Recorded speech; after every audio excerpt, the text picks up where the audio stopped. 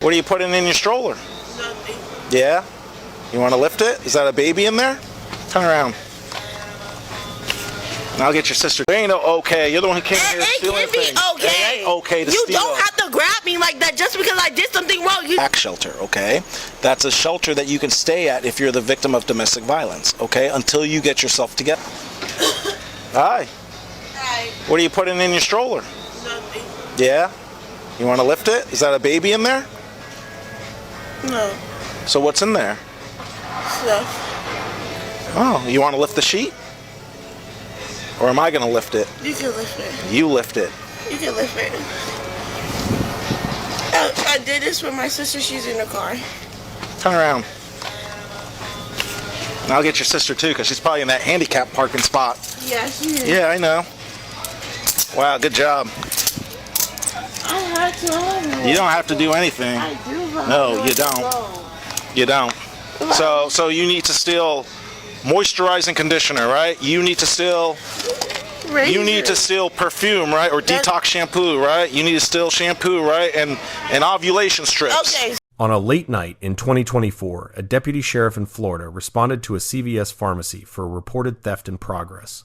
The suspect had been observed by store management concealing merchandise in a baby stroller. What began as a routine shoplifting call would escalate into a physical confrontation, raising questions about use of force, retail theft statutes, and the consequences of resisting lawful detention. The incident would result in felony charges with potential penalties of up to 6 years in prison. This footage was obtained through public records and is presented for educational analysis. The deputy makes initial contact with the female subject outside the CVS. Notice his direct approach.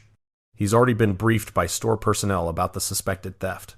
Under Florida Statute 812.014, retail theft occurs when a person knowingly obtains or uses property with intent to deprive the merchant. The concealment of merchandise in the stroller, if proven, constitutes prima facie evidence of intent to steal under Florida law. Sir. There ain't no okay. You're the one who came here stealing things. It can be okay. It ain't okay to steal. You don't have to grab me like that just because I did something wrong. You don't have to grab me like that. That doesn't mean you get to grab me like that. I don't do nothing. Sir, I want a supervisor. Yeah, you're going to jail. Yeah, you can talk to one at jail. I don't care. I don't care. I don't care. Get out of the car. I don't care. Get out. Out. Out. 46. Get out of the car. What the f*** is Sit down. Sit down. I don't have to. You're going to get another charge of obstruction. For what? Sit down. You don't have to pull me like that. Get over here and sit down too. Get over here and sit down too. What are you pulling on me like that for? Sit down. Sit down. 229, clear traffic. You're going to jail, okay? At a minimum for obstruction. You don't pull away from the police. I didn't pull away from you. You're pulling on me. You snatched me. And your car smells like so we're going to search that. And you're parked here, okay? And you're not handicapped. But sir, that's not how you use a decal for handicap now, is it? Are you handicapped? Is that issue to you? That's okay. Is that issue to you? No, it's not. Okay, so yeah. The deputy discovers moisturizing conditioner, perfume, detox shampoo, and ovulation strips concealed under the blanket. Notice the subject's immediate admission that she did this with her sister. This spontaneous statement can be used as evidence under the excited utterance exception to hearsay rules. The deputy now has probable cause for arrest based on direct observation of concealed merchandise in the subject's admission. Watch closely as the deputy attempts to detain the subject. She pulls away multiple times, stating, "You don't have to grab me like that." Under Florida Statute 843.022, resisting an officer without violence includes any resistance, obstruction, or opposition to a lawful detention. The Supreme Court in Graham v. Connor established that the reasonableness of force must be judged from the perspective of a reasonable officer on scene. The deputy's use of physical control here appears proportionate to the resistance encountered. You're going to jail. You're going to jail. Stand up. Why are you pulling? Like, sir, look how you're pulling on me. Because you need. It doesn't matter. Yeah, stay with her. Control yourself and walk to the car. I don't care. Because you don't want to. No, you can get one at the jail. Somebody else. You don't have to pull on me. You can get one at the jail. It doesn't matter. You don't have to put. Don't face me. Sir, don't put your hands on me like that. You're going in the car. Okay, can I have somebody else? No, you're going in the car. It doesn't matter. You don't get to pick who arrests you. Sit in the car. I don't care. Sit in the car. Care. Sit in the car. I don't care. What you doing to me? You can take that. What else are you doing? This is the critical moment where a misdemeanor shoplifting case becomes a potential felony. By pulling away from the deputy's lawful detention, the subject has now committed resisting without violence, adding a first-degree misdemeanor punishable by up to 1 year in jail. The situation escalates as the second subject, later identified as the sister, exits the vehicle. The deputy now faces a 2-on-1 scenario requiring immediate control tactics. Notice his command presence and positioning. He maintains visual contact with both subjects while creating distance. His repeated commands to sit down are lawful orders during a detention. The sister's repeated statement about requesting a supervisor does not override the deputy's authority to complete the arrest. Get her ID. This car registered it? Yeah, that's my ID card. Okay, we're still getting your ID. Get my ID. You ain't gotta get with me. Listen, you all are coming here, okay? You're waiting in the car while she loads up. You're lucky you're not going to jail. I'm not stupid. Sir, and I wasn't born yesterday. Listen. You don't gotta talk to me like that. For one, listen. You're coming over here with her. I never said. Trying to jack this store. I was not. Okay, and we're all supposed to just be nice to you and give you cookies. I never said you could be nice to me and give me. Hello. Do you guys want to press charges for this? Mm-hmm. Okay, very good. And you're the manager, right? What's that? Every day, diferente persona. They come in here every day? Every day, different people. For the merchandise go, no page. Every day.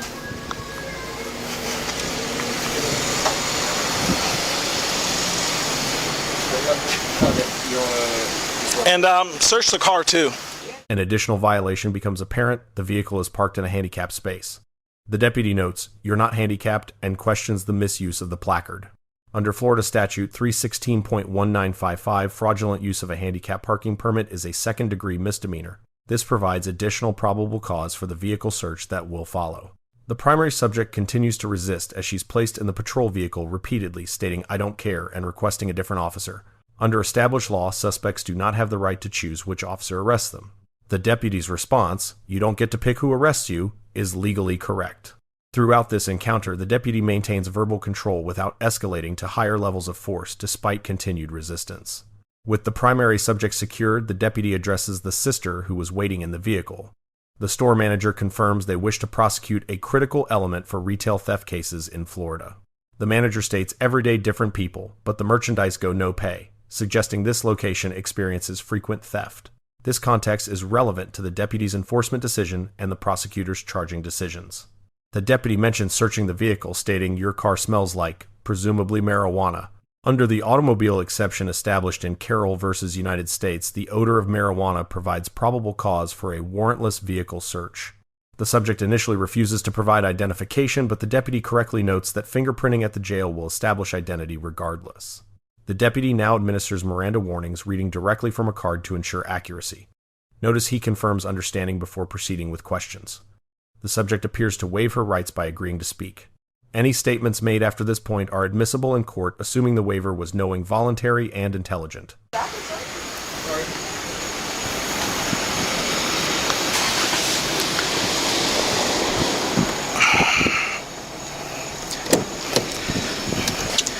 Now you're going to provide your name. What is your name? I'm going to find out who you are. Give me your information. Listen to me. I don't care. Give me your name. Give me your name. All right, you're already going to jail. And we'll figure out who you are. 229. Any unit with a fingerprint scanner, please. You're not entitled to a supervisor when you commit crimes. Okay. Okay. You're not getting one. You're not getting one. Do you think you're entitled to a supervisor? If I'm asking you not. No. That's that you. Okay. Guess what? It's all videotaped. It's all videotaped. And we don't show up and give you cookies and cream when you break the law. That's why you're going to jail. And possibly for grand theft. I know you don't. I know you don't. I don't give a fuck. I know. That's what you're not getting. I know. And we're going to get your fingerprints. What's her name? What's her name? She's not giving it to you? No, that's why I'm coming to ask you. That don't got nothing to do with me, sir. You being rude to me. And Okay, we're gonna. Here's what we're gonna do. We're gonna give you a ticket. Okay. You're lucky I'm not taking you to jail as well as being an accomplice to her. I'm being an accomplice with her. So what'd you all come here for? That don't got nothing to do with me. She's a grown woman. Did you drive here with her? Yes, I drove here with her. But listen, sir, at the end of the day, that don't got nothing to do with me. So she can run out. So she can run out with the stolen merchandise. With no stolen. You know what? Here's what we're gonna do. No. Here's what we're gonna do. I'm gonna refer you to the state attorney's office for charges. No, I'm gonna refer you to the state attorney's for charges. You can't do it, sir. Okay. All right. Is there any weed at all in this car? I don't. You feel me, sir? I really don't. Like, I ain't do that. Okay. Got nothing to do with me. Like, I'm gonna take you to jail if we find even a scrounge of. You're not. Okay. There's no in my car. Okay. It smells like it. You right. Yeah, I know. Right. Look, dump all that out. Dump it all out. No, bro. And you got. Look at this. You got a car stinking of with diapers in here. Real good. Real good. Yeah, right here. You got a medical card? What? You got a medical card. Do I have a medical card? I don't have a medical Turn around. Put your hands behind your back. You're under arrest too. What? I'm on the arrest? Possession of under 20 grams. I don't. What? I don't even have You see the roaches there? Oh my God. Actually, we'll put her in your car. Oh my goodness. Oh my God. What you want to be nasty to me for? I didn't even do nothing. Have a seat. We got her name? Yep, I got her stuff. I'll put them in the car. All right. Miss, That's not me. You got the one person you're talking to. Okay, well, we'll get your fingerprint scanner. You can literally ask me my name. I did. Sir. What is your name? Can you stop talking to me like that? What is your name? Can you talk to me like I don't need to ask you like 10 times. What is your name? If you can talk to me normal, then you can get my name. This isn't a negotiation. I don't care. Okay. You're going to go to jail for obstruction. It doesn't matter. Okay. If I'm going to jail. I know. You like a regular person.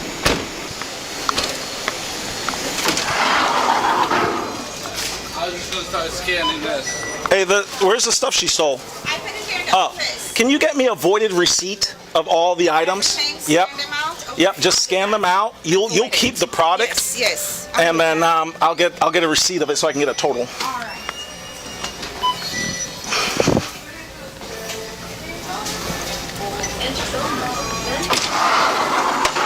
Please don't send me to jail. I have kids. I didn't even do anything.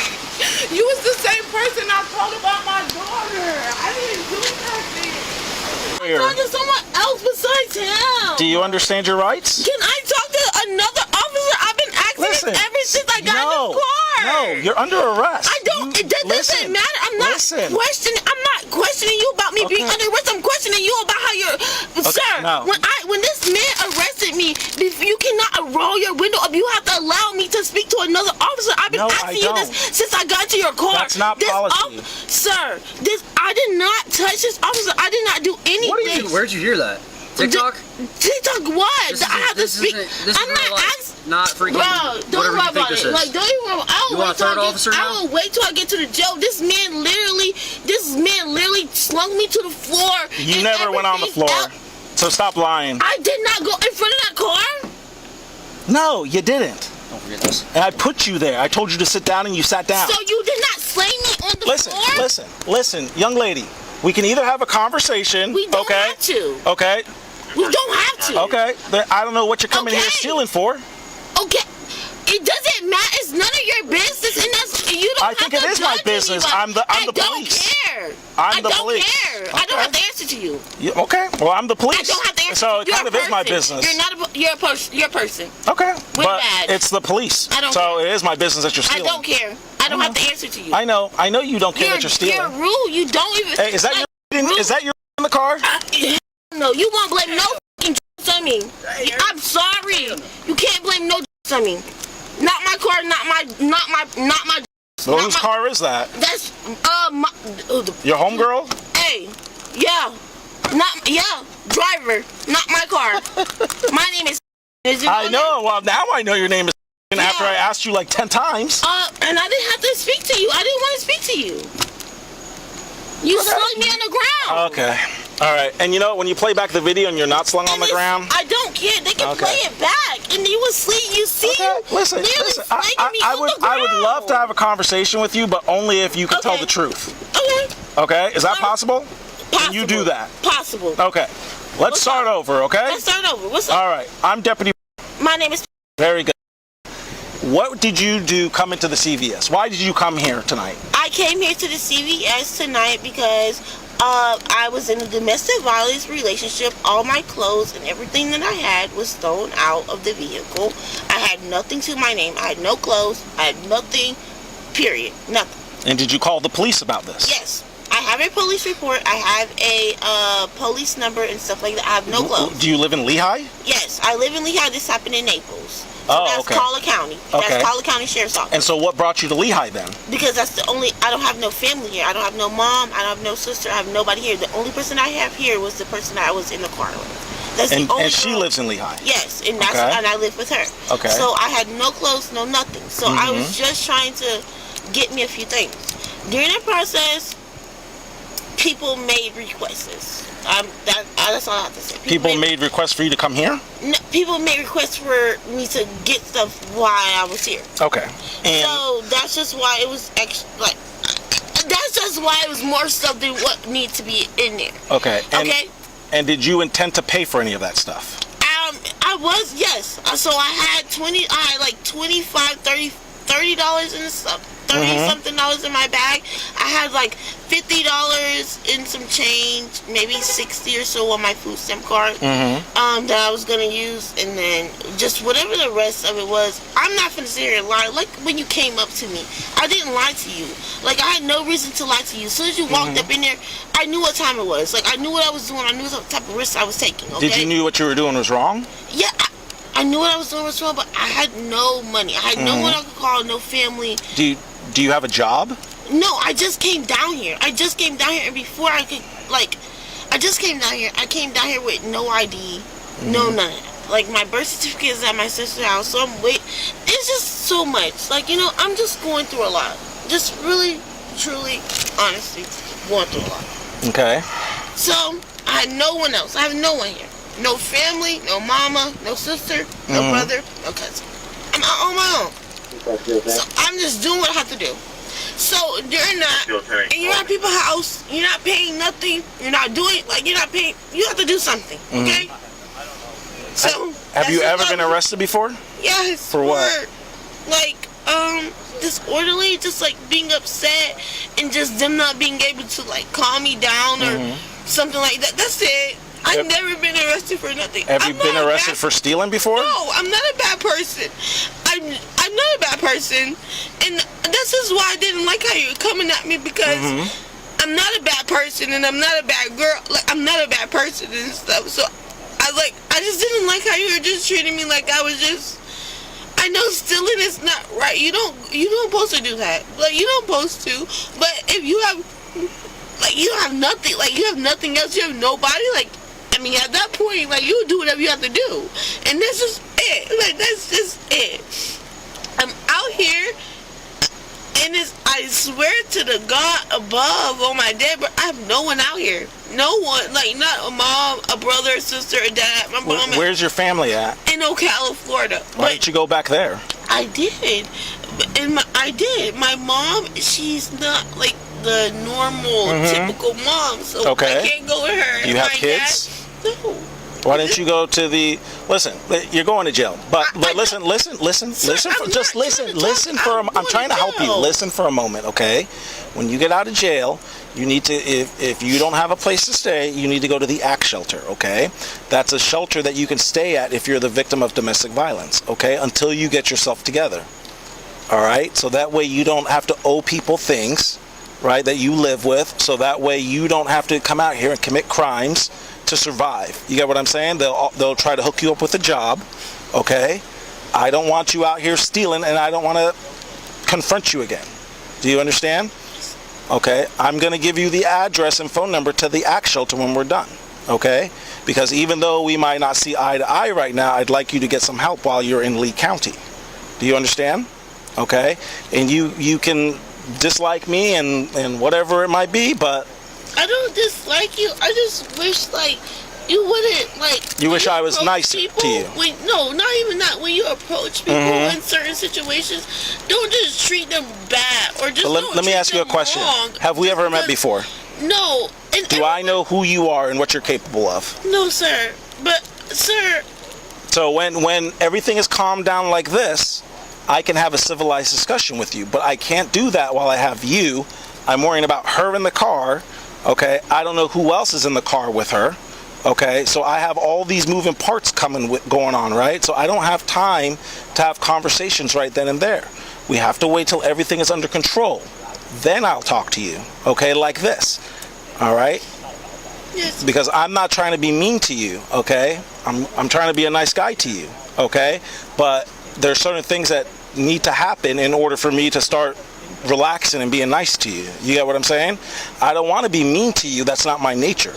But at the same time, I can't just have you, delaying what I need to do. So if I need to get you out of the store to keep tabs on her, you're going to come out the store with me. And if you can't keep up, you know what I'm saying? So you need to just, when you get out of jail, which I'm sure will be soon, because are you on paper or anything? Are you on bond, probation for that disorderly intox? Well, I did get out on bond, but they gave me a diversion program. I signed a diversion program and stuff, so I just have to do 10 hours of community service. Well, but I'm done. Like, I'm pretty sure, like, that's over with. Okay. But I don't know when I will get out, because I'm pretty sure I'm going to have to post bond again. Yeah. I don't know. Okay. I don't know. I understand. All right, young lady. Well, listen, how old are you? 21. You got a lot of time to change your life around. Okay? A lot. Don't become one of these people that steal for a living, okay? Because there's people out there like that. I'm not saying that's you, but they start this way, and then next thing you know, they're stealing things. They're going to Miami trying to sell things. They're doing all sorts of stuff to survive, okay? Go to school. Do something. You're 21. You don't need to be at CVS at 1 o'clock in the morning stealing. You know what I'm saying? Running into deputy. All right? I'm going to give you the number to the ACT shelter. If you need a place to stay, call them. Okay? The deputy informs the subject she's being charged with possession of cannabis under 20 grams, a first-degree misdemeanor in Florida. The subject admits to prior theft arrests, but claims she's changed. This admission of criminal history made after Miranda warnings can be used to establish knowledge of the law and potentially as evidence of modus operandi if a pattern exists. Despite the chaotic arrest, the deputy demonstrates professionalism by allowing the subject to have someone retrieve her vehicle rather than impounding it. He states, "You stay cool, and I'll be cool with you," showing a de-escalation approach post-arrest. This discretionary decision saves the subject impound fees and demonstrates that the deputy's force was situational, not personal.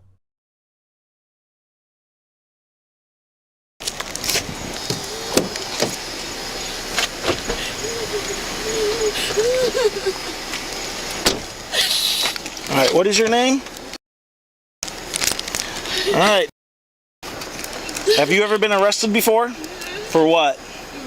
I'm stealing. Are you on paper right now? Okay. All right.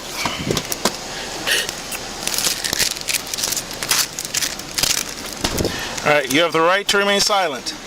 Anything you say can be used against you in court. You have the right to talk to a lawyer for advice before we ask you any questions, and to have him with you during questioning. If you cannot afford a lawyer, one will be appointed for you before any questioning if you wish. If you decide to answer questions without a lawyer present, you will still have the right to stop answering any time. You also have the right to stop answering any time until you talk to a lawyer. You understand your rights as I've read them to you? What did I do? Do you understand your rights? Do you understand your rights? Do you want to talk to me? Yeah. Okay. Here's what you're under arrest for. Possession of under 20 grams. Okay? That's what you're under arrest for. Okay? I suspect that you did know what was going on here tonight. Okay, but I can't prove that. Okay? But I suspect that we both know that you knew what she was doing in that store. Okay?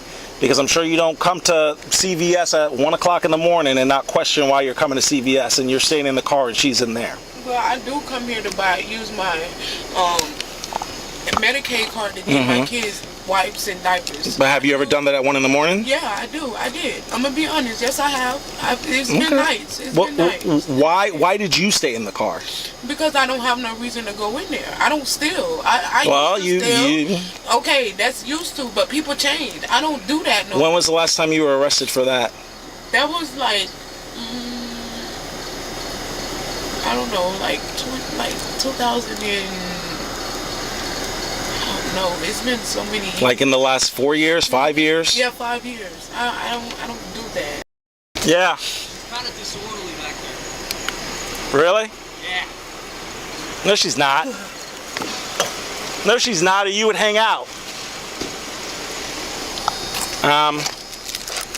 All right, so listen, the only thing you're being charged with tonight is the possession charge, okay?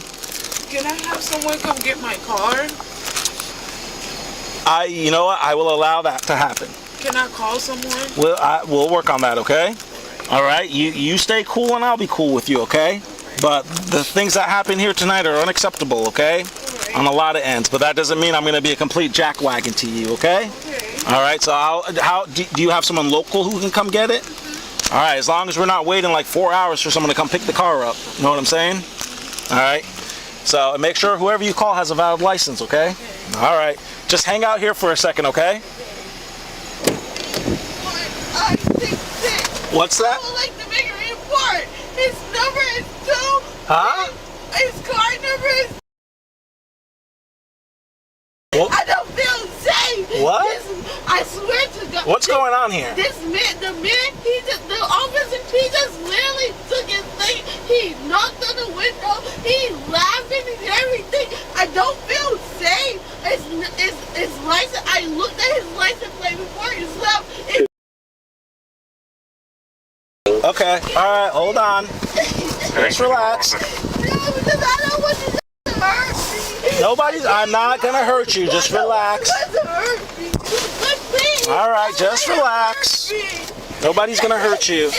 The BodyCam caption reveals the final charges: grand theft for property valued between $750 and $5,000 and resisting an officer without violence. Under Florida law, grand theft in the third degree is a felony punishable by up to 5 years in prison and $5,000 in fines. The resisting charge adds up to 1 year in jail and $1,000 in additional fines. Combined, the subject faces a maximum of 6 years incarceration and $6,000 in fines if convicted on all charges. The determination to charge grand theft rather than petite theft suggests the total value of merchandise exceeded $750, elevating this from a misdemeanor to a felony offense. The deputy receives a B-. While his initial approach and probable cause determination were legally sound, his physical control techniques were somewhat aggressive for a nonviolent property crime. He properly administered Miranda warnings and showed discretion with the vehicle release. However, his comment about not being born yesterday and reference to giving cookies demonstrated unnecessary sarcasm during a professional encounter. The primary subject receives a D. She committed multiple crimes, including theft and resisting arrest, showed no accountability, and escalated a misdemeanor into a felony through her resistance. Her only positive was eventually providing identification. The secondary subject receives a C+ for remaining relatively calm and not interfering with the arrest despite her sister's behavior. Let us know if there is an interaction or legal topic that you would like us to discuss in the comments below. Thank you for watching, and don't forget to check out our second channel, Audit the Court, for even more police interaction and courtroom content.